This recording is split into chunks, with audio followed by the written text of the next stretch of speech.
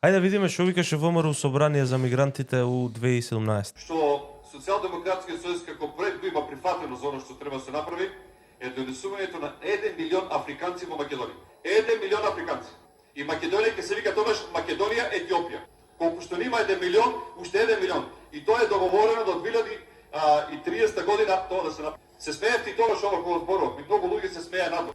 Меѓутоа за сето што го зборувавме, излезе вистина, за жал. Сакам да ја предупредам македонската јавност, како што кажа мојот почитуван колега Илија Деловски, да остане трага за оно што го зборував, бидејќи еднаш и за мене и за било кој и за вас ќе каже дали зборувал на памет или дали лаже.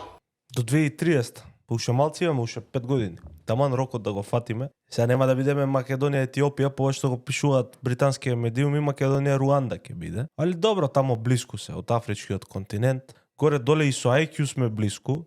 Они се некаде некој просек малце над 60, ние сме 89. Ке се снаоѓаме.